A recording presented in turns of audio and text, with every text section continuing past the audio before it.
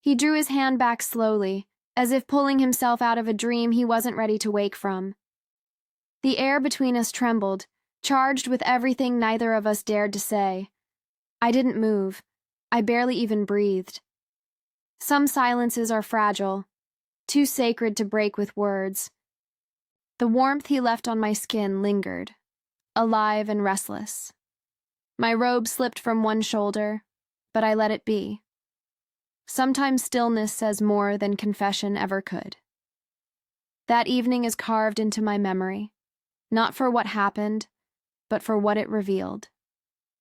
The quiet truth we'd both hidden behind years of polite restraint finally began to surface.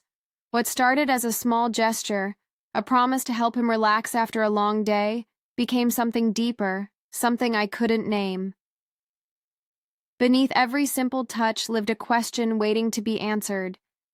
The scent of eucalyptus drifted through the room, soft and hypnotic.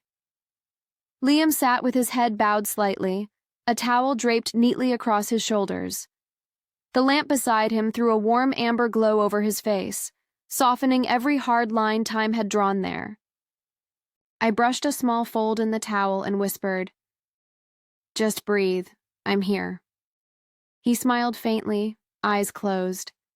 That quiet trust, the kind you build from years of gentle understanding, passed between us like unspoken music. Then the door opened, and Sienna entered. Her steps were light, confident, almost soundless. Her hair was pinned neatly, her eyes calm and certain. She didn't need direction. She knew why she was here. She gave me a brief glance, nothing more than acknowledgement, before stepping behind him.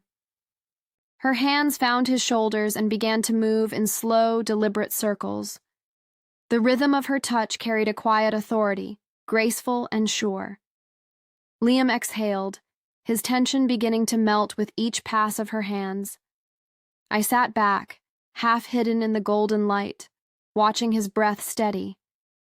He thought I'd arranged this and left, but I hadn't. I stayed, still as a shadow, watching from the edge of the room. Sienna's movements were patient, measured, almost reverent. She worked like someone who understood restraint, who believed stillness could heal. Every subtle shift in her stance carried intention. The room seemed to breathe slower with her. Liam's hand twitched once, a small flicker, but to me, it was a spark. Awareness stirring beneath the calm. She paused and whispered with a hint of playfulness, "I've always had steadier hands." Liam didn't answer, but a faint crease formed between his brows. Recognition, not confusion. Something in him remembered her touch. The air thickened.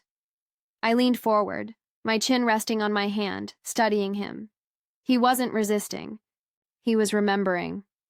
I rose and stepped closer, taking a seat beside him. Close enough for him to feel me there, not close enough to see me fully. I placed my hand gently on his arm. His eyes fluttered open, unfocused at first, then finding mine.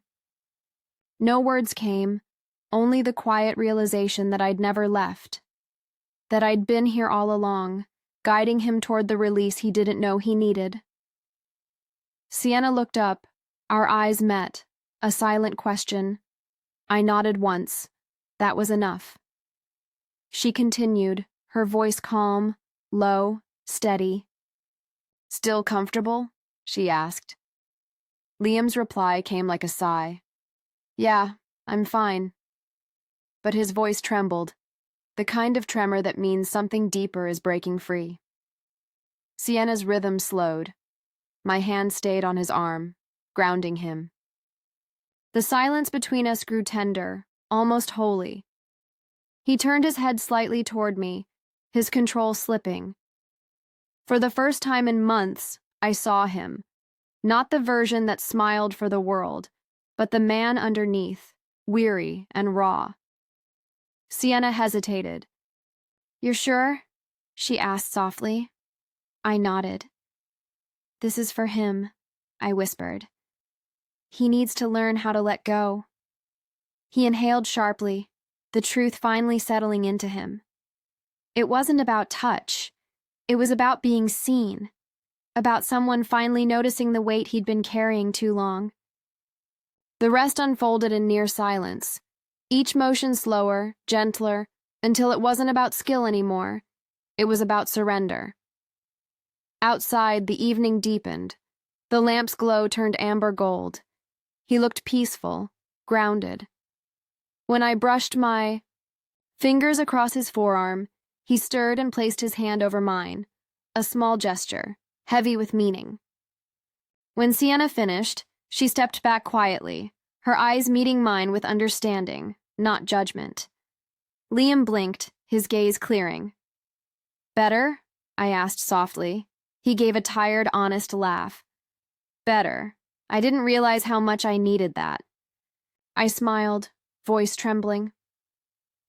"I know." Sienna left without a word. The door clicked softly behind her. Liam turned to me fully, eyes calm. "You planned all this," he said. "I did," I replied. He didn't ask why. He didn't have to. I reached for his hand, pressing it gently between both of mine. "Because you never stop giving," I said quietly. "I just wanted you to remember what it feels like to rest." He squeezed my hand, his expression softening. For the first time in a long while, he looked free. And in that silence, I realized I wasn't helping him let go. He was teaching me how to stay.